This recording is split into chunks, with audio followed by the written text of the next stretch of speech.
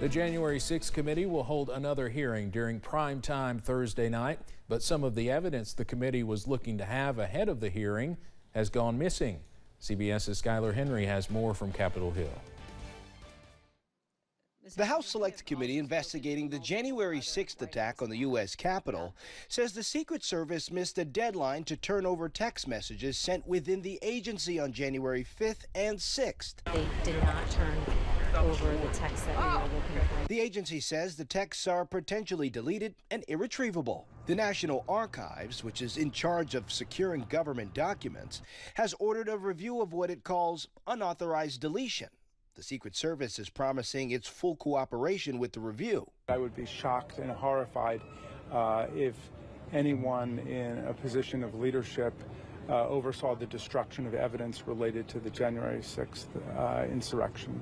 The January 6th committee had wanted the text messages ahead of Thursday's primetime hearing, where the focus will be on what President Trump was doing while his supporters attacked the Capitol.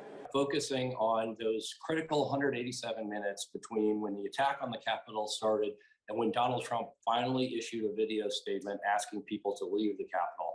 That's so important to know what Donald Trump was doing and why he didn't ask people to leave sooner. Former Deputy National Security Advisor Matt Pottinger and Deputy Press Secretary Sarah Matthews are expected to testify live at tomorrow night's hearing. They were both in the White House during the attack and can help explain what the president was doing. Both resigned immediately after January 6th. Skylar Henry, CBS News, Capitol Hill. Now, we understand Committee Chairman Benny Thompson will not be able to lead the committee in person tomorrow night after testing positive for COVID. Well, joining me now to talk about tomorrow's hearing and some other topics is WYMT's White House correspondent John Decker. And John, good to see you. What are you expecting to come out of tomorrow's primetime hearing? Well, we're going to get a better sense in terms of what President Trump was doing, what he was not doing during the course of the hours in which the attack on the Capitol was taking place. And for that, Steve, we're going to get an insider's account. Why do I say that? We're going to see more snippets being played of Pat Cipollone, the former White House counsel. He was with President Trump throughout that day. He's already given an 8-hour videotape deposition, sworn deposition to the January 6th committee. We're going to see more snippets of his testimony played tomorrow night. I think that is likely going to be the main focus of the evening. Well, let's look at a few other things while I have you. Senate Minority Leader Mitch McConnell says former President Trump will face a lot of competition in a GOP primary if he runs for president in 2024. I think most expect him to run. Do you think the former president is losing some of his popularity? Well, based upon polling that I've seen, the answer clearly is yes. Is his popularity as strong as when he was president among the Republican electorate? Clearly it's not, because a number of polls have come out which show, for instance, the Florida governor, Ron DeSantis, doing very well in head-to-head matchups against the former president. In fact, one poll I saw yesterday has him within the margin of error in the state of Michigan if they were to go head-to-head. Of course, that's not the way primaries sort of turn out. They're not head-to-head contests. They usually involve around a dozen individuals. And the question is, can one individual get more votes, a plurality of the votes, than the former president? I think that's a tough task.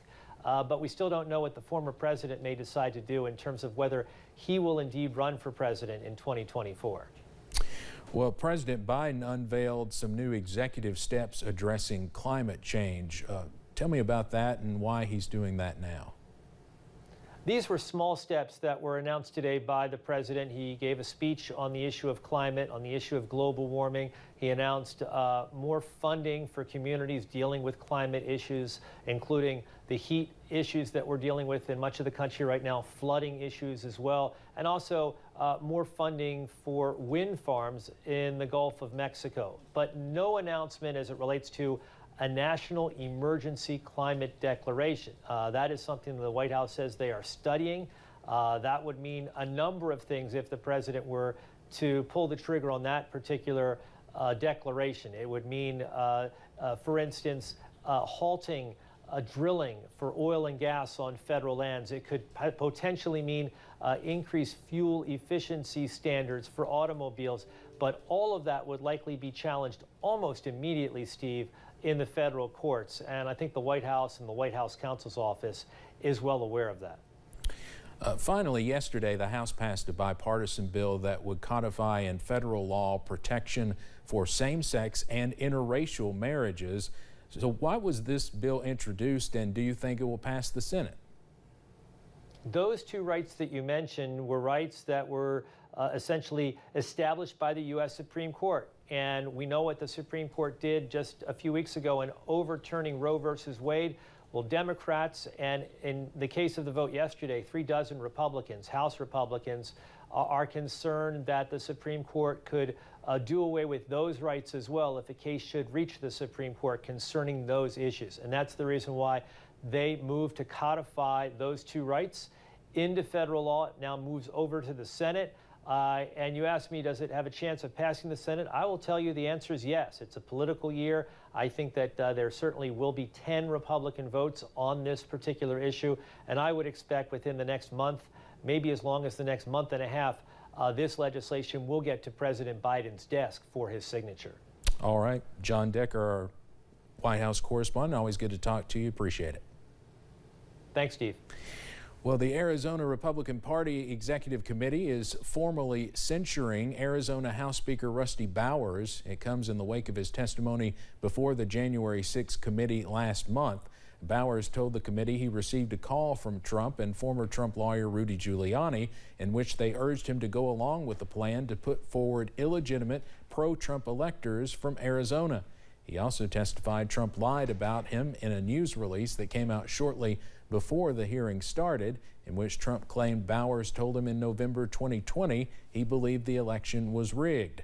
Arizona State GOP Chairwoman Kelly Ward tweeted the state Republican Party Executive Committee formally censured him Tuesday night, and she tweeted, quote, "He is no longer a Republican in good standing, and we call on Republicans to replace him at the ballot box in the August primary."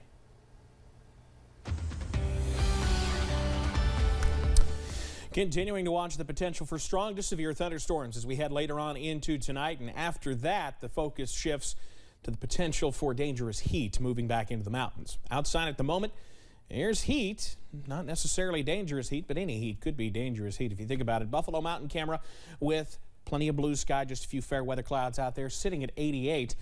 Interstate 75 at London, again, fair weather clouds, but plenty of sunshine. Temperatures in the upper 80s to near 90 as we head out there this afternoon. But factor in dew points that are in the middle and upper 70s. How about Monticello with a dew point of 80? It's going to feel closer to the century mark for the rest of the afternoon. Pinpoint Doppler, all is quiet at the moment. However, we're going to keep an eye on the potential, especially out west, for some thunderstorms to develop and move in here as we head later on into tonight. A level 2 slight risk for severe weather for our northern counties and a level 1 marginal risk south of that, including everybody else. I'll have the breakdown on when we could see those storms move in and what the main threats are coming up in just a few minutes. Steve? Evan, thank you. The U.S. Capitol Police reports 17 members of Congress were among those arrested Tuesday during an abortion rights demonstration outside the Supreme Court, including Representative Alexandria Ocasio-Cortez. U.S. Capitol Police say they made a total of 35 arrests for crowding and obstructing, which included 17 members of Congress. Protesters had perched themselves on First Street near the Capitol building, blocking the street. Capitol Police said they issued their standard 3 warnings before beginning the arrests. A spokesperson for Representative Alexandria Ocasio-Cortez confirmed she was among those arrested. A tweet posted to the representative's account read, quote, "Today, Representative AOC was arrested along with other members of Congress outside the Supreme Court for protesting in support of abortion rights. Hashtag abortion rights are human rights." Now, abortion rights supporters and those opposed to abortion rights have been demonstrating near the Supreme Court since the court's decision to strike down abortion protections under Roe nearly a month ago. The court ruled that abortion is not a constitutional right. Coming up on First at 4, American cuisine is growing in popularity in the UK. How one Texas couple is using Tex-Mex across the pond. And I'm back. Showers and storms could return as we head into this evening. The very latest on the way next.